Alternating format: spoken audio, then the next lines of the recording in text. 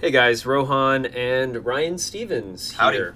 We recently got to play at the Titanfall event a little while ago, but something that I like personally when it comes to games like this, I like looking at loadouts, I like looking at weapons, I like looking at attachments, I like seeing what's going to be my options when I finally play the game. So we recorded the full loadout menus, everything that was available to us. At the time. At the time, so I imagine this is not the full slate of weapons, ordnance, kits, all that kind of stuff. But we're going to just kind of show you what's there so far. So, as you can see, this is the pilot loadout menu. Kind of like you would expect in Call of Duty, Battlefield, Killzone, all that kind of stuff. You know, you have a primary weapon. I think the anti-Titan weapon's probably worth kind of pointing out, though. Yeah, so in addition to primary and sidearm, you also have an anti-Titan weapon that there are multiple options, and we'll look at what you can equip in a little bit. But like perks from Call of Duty, you can see the kits on the right. Highlighted in, I guess, a burnt orange color. A burnt sienna. And we'll start from the bottom, and we'll go through those later. But this particular loadout has an explosives pack, so you carry extra ordnance. Ordnance is your equipment, like grenades and all of that kind of stuff. Dome shield battery, and above that, your tactical ability, which is an activated ability. Is the kit always one thing for the pilot and one thing for the Titan? I believe so. Okay. We'll scrub ahead in a little bit and look at the Titan loadout, because there's a totally separate screen specifically for your Titan. So below tactical, you have ordnance, which, like I said, is like a grenade or anything else. So let's kind of poke around in here. The primary weapon. So there are no weapon classes like assault rifle, SMG, that you can select from, and then it gives you a full list of those weapons like you would find in Call of Duty. In this capture that we did at the event, there are only 5. So there aren't any variants of an assault rifle or a carbine. And you can see later on we unlocked the sniper rifle. It's locked here when we captured this, but within our playing within an hour, we were able to unlock the sniper rifle. So they give little descriptions, and then also damage, accuracy, range, and fire rate statistics, which is nice because you can weigh them against each other. So each weapon has a subset of attachments, like you would find in other games. So far, I mean, it's not a really robust set of attachments. It's the standard stuff. It's super standard. And these are unlocked, as you can see right here, with the HCOG, holographic combat optical gun sight. So you unlock some stuff just by leveling, but here you actually have to do challenges. Here it's, kill 50 grunts with the carbine. And the grunts are the AI-controlled soldiers on the enemy's team. Kill 100, kill 200. So it's like pretty normal progression. Cool. So going to the anti-Titan weapon. So in what we played at the event, there were 2 options. The heavy rocket, which is what you see here, which just fires one big-ass rocket. And I think it's worth noting, so the anti-Titan weapon can be used on soldiers. I think you would go a little slower when you're using it, perhaps. But it also means a pilot, not in a Titan, you can actually do damage. I mean, you are very vulnerable to a Titan, but if they're playing Rock'em Sock'em Robots with another Titan, you can actually really hurt them with these weapons. So you're still a threat.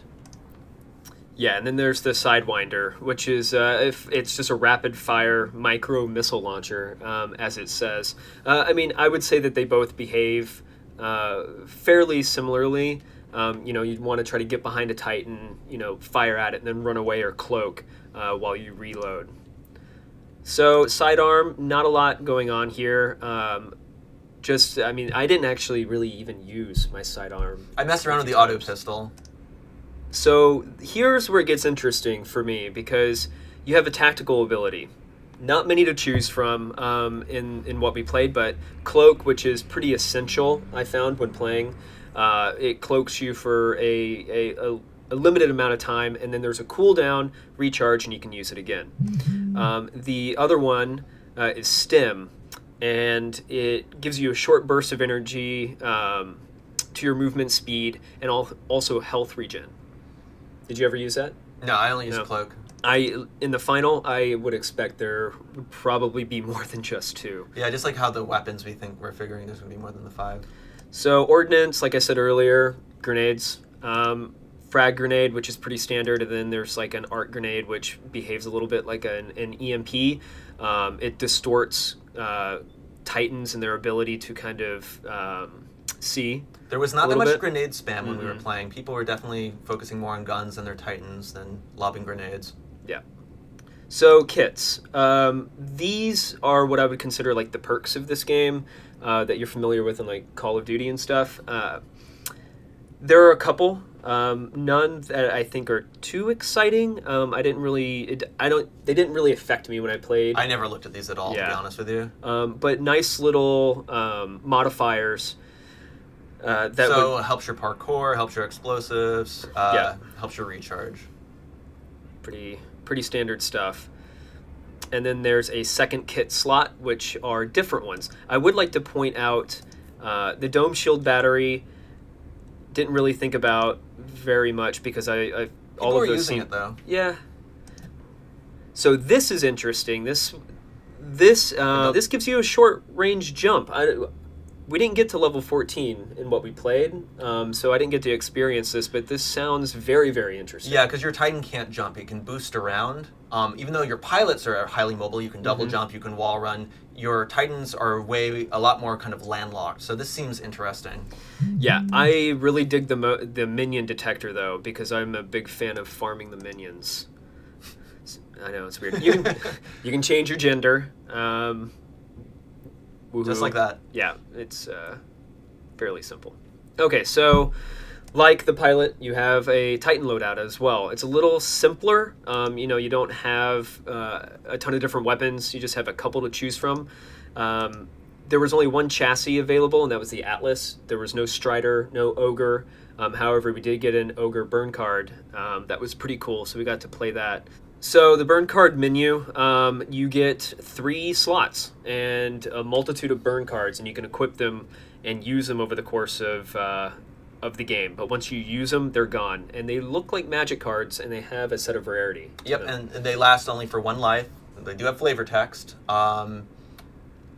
So we got this prosthetic legs one. We got that a bunch. I think that's definitely a common one. Rohan just mentioned we got an Ogre Titan. I think that's probably a little more rare. You get a Titan for free.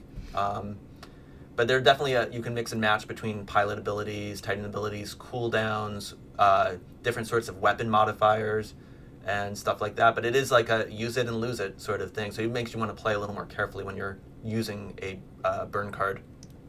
Okay, so as you saw earlier, there is a Titan loadout screen as well. So you just get a primary weapon, which there are a few different options, but there was a chain gun and a rail gun, and then there was also like this volley, like a missile volley. But what's interesting to me is the tactical abilities. The only things that were available were the Vortex Shield, which is what you've probably seen a lot of capture, or the guys when they pull up the shield and grab all the bullets and then fire them back. Ordnance, which is a side weapon.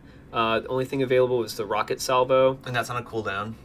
Correct. And then there's kit, which is like the perks. Your Titans do have perks. So for this one, the regen booster and auto eject. If you look at the tank, you'll see that there's the nuclear ejection. So one thing I want to point out is that this acts like a martyrdom. If you're familiar with that mechanic from Call of Duty, when your Titan explodes, it damages everything around it. You can combo that with the auto eject. So you can see that there are different kit combos that you'll be able to do. And I'm sure that there will be a ton more in the final version. Yeah, I'm sure they'll affect like melee. We saw the minion detector. Maybe there'll be something that actually affects your minions, maybe makes them stronger. Right. I don't know if that would be through Titans or pilots. The Atlas, each chassis, I assume, there's 3. There's the Strider, there's the Atlas, there's the Ogre. Each chassis has a different core ability, and these are set into those those specific types. You cannot change them. So for the Atlas, you get a damage core, and it's under a cooldown, but it increases, it's like quad damage. It increases your damage for a short duration. When we played as the Ogre, from that burn card, there was a shield core, and the Ogre is armor-oriented. So the shield core increases your, I mean, it is what it is. It increases your shields for a certain number of time. I don't know what the Strider's is, but I assume it's probably a movement speed. That would be my suggestion. And are you sure how you trigger your core ability? It's under a cooldown. Does getting kills make it appear quicker, do you know? I think so. Okay, I think so it's so. like getting your Titan. It's the like, right. better you do, the quicker you can use it. Right, and I actually forgot that it was there a lot of the time. Totally, I totally forgot. But no, those are even deeper modifiers for each of the 3 different Titan types. So definitely keep an eye on those as well. Cool. Well, thanks for watching. Yeah, I just wanted to kind of go through this stuff because I find it very interesting, especially if you're going to get into the beta. You may want to pre-plan some of these loadout options and think about how you're going to approach it. So thanks, Ryan. Yeah, have a good beta, guys.